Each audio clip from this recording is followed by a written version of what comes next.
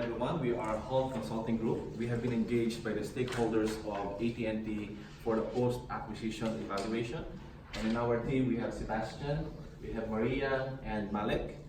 So in this discussion, we will talk about what is AT&T and who is AT&T, what is their business strategy as well as acquisition strategy. We have also looked at the WarnerMedia as a business, whether it is a good buy or is there anything else we can better acquire. We have also looked at the merger and acquisition, the transactions, the timelines, and key milestones from 2016 since they announced the intention to acquire up to June 2018 when they have completed the M&A.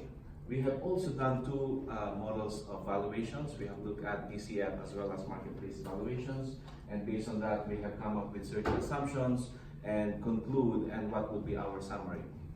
Moving on, what is AT&T? AT&T is actually a very diversified telecommunications company leading in this industry, and they have very slow growth in the past, and that is why they are looking at to diversify their business. And whenever they acquire or look at certain companies as a good acquisition, they are looking at multiple synergies, and mainly they're looking at the revenue synergies as well as the cost.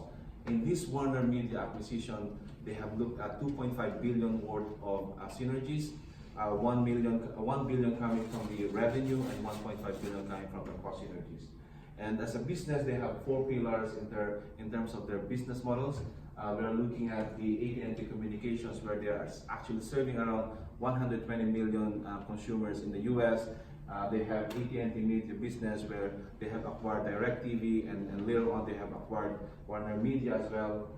Looking at the AT&T International, where they are serving 11 countries in South America and serving around 30 million consumers in Mexico.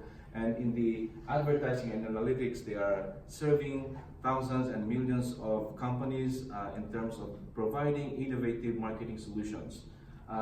At the specific level, we have looked at these 6 pillars in terms of their strategy, business strategy. We have also analyzed the internal and as well as external components of the company. AT&T has, looking at the strengths, weaknesses, opportunities, and threats, for example, and also we have looked at the industry as well as the competition of AT&T, looking at 5 forces of the markets. We have looked at rivalry, new entrants, as well as the substitute of products and services. We have also looked at the bargaining power of the consumers as well as the suppliers. And we have analyzed and come up with our findings.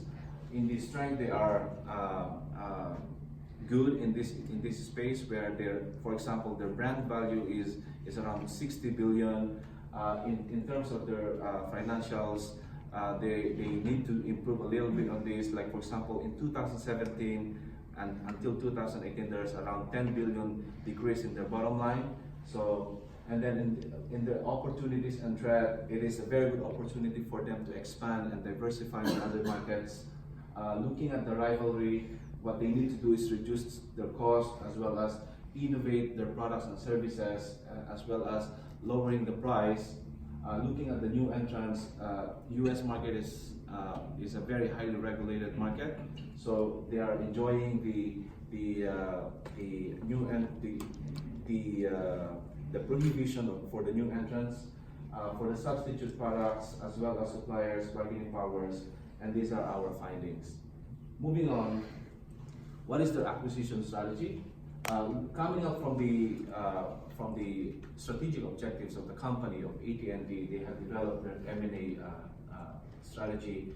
They have done the pre-acquisition decision activities, like for example, they have done their M&A plan. They have developed their teams, established their teams, and then moving on to the negotiation part, where they have done due diligence and they have presented their offer to the company, and later on they have acquired WarnerMedia. On the post-purchase decision activities, they have done all of these steps and closed the deal as well sometime in June 2018. And based on that M&A, these are the outcomes and the synergies that they have gained from the M&A. Looking at WarnerMedia, It is number one in terms of media and entertainment industry in the US. Particularly, they have owned different subsidiaries and divisions, and they are the main competitors directly and indirectly. Looking at the key transaction terms, we have looked at key aspects of the term sheets, particularly who are the stakeholders, what are the valuations, as well as the valuation protections of the deal. We have also looked at what are the management controls, as well as the incentives, and what would be the looks of the organization after the merger. And then in terms of the timelines, as well as the integration plan, since the announcement of the acquisition in October 2016, they have closed the deal sometime in June 2018, and in between there are a lot of due diligence back and forth in terms of the negotiation. And then after the deal has been acquired, I mean, a lot of organizational changes, staff plans have happened. And now I would like you to give the floor to Sebastian for the valuation. Thank you, Lyndon. For the valuation, we basically started with our free cash flow. We took our EBIT from the years 2018 to 2022, based on the fact that the merger was closed in 2018, and the live-based financial information was at the end of the fiscal year 2017. Taking, of course, cash expenses and all the other parts that we all know to get the free cash flow. The important part here is our assumptions for the target debt equity ratio of 30%, which is right now the current debt equity ratio. The cost of debt we took for 8%, and because of the 10K form, we found that the senior debt that they have right now varies from 6 to 9.5%, depending on the maturity of the debt. The unlevered and relevered beta from the model suggested as 1.38%, and that gave us a WACC of 8.9%, which is the one that we use to calculate the present value of our free cash flow during the first 5 years of the model. For the terminal value, we adjusted our target debt equity ratio to 20% and cost of debt to 7%. Because of the new size of the company, we think that the cost of debt will be lower. The new beta is 1.25%, and we assume the terminal growth rate, because of the World Bank estimated long-term growth rate for the world economy is 3%, giving us a WACC of 8.5% for the terminal value, which gave us 82 billion. For the enterprise value, we had 106 billion, adding cash and subtracting debt and minority interest.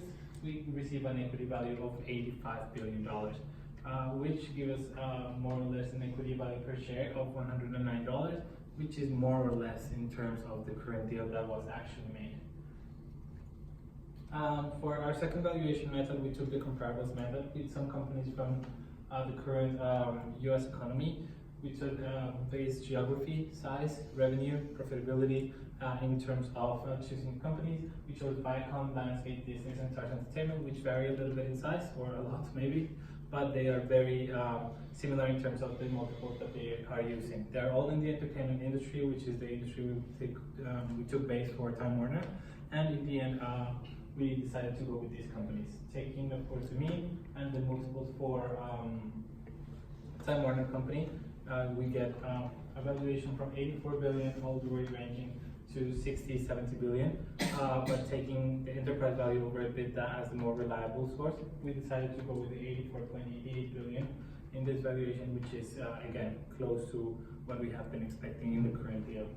The assumptions is that they operate from the same business, and other entertainment companies were not considered because of differences in the business model. For example, Comcast and for example Netflix, which are real competitors that they are looking into, but not really that much.